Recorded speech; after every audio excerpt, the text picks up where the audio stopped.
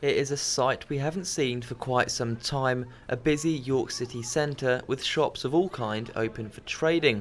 It's the first time since mid-March that non-essential retail has been open to the public, and local MP Rachael Maskell sees it as especially important for the local economy.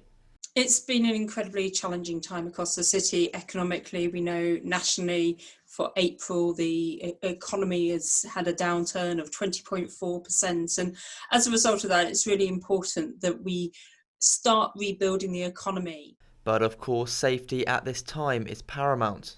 As people are returning to work and returning their businesses and opening their doors again, we've got to first of all remember we're still at a serious stage in this pandemic, and therefore observing all the hygiene and washing your hands and keeping 2 meters. Now that isn't just about yourself, it's about other people, because some people you'll pass in the streets could be a lot more vulnerable than yourselves. So we really do need to observe that distancing rule.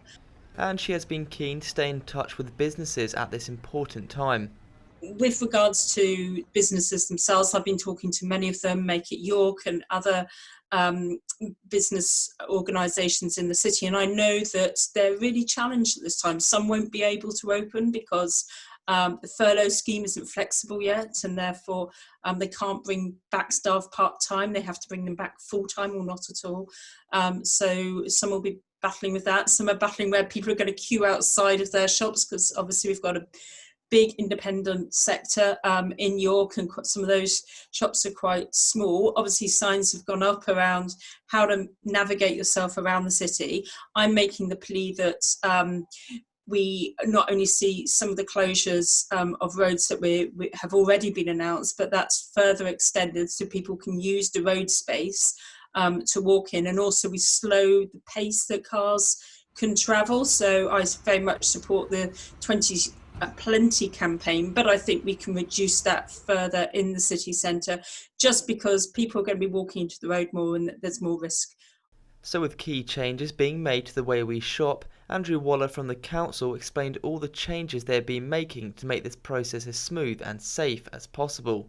Well, what we've been doing is working with the shops, with the retail forum, with the business improvement district to look at how we can make the city centre work. It's not an area that's been designed for social spacing throughout the Middle Ages and subsequent periods. So we've got to make sure the signage is out there, and we're working with all of the retailers to make sure that their customers feel comfortable walking around the city centre, that there's confidence in getting around. There'll be a lot more signs around where there's narrow pavements, where there's narrow snickets, particularly the shambles is one way. So it's about guiding people. We've deliberately chosen a design that's a bit jovial, that's trying to work with people, and it's about giving people a confidence.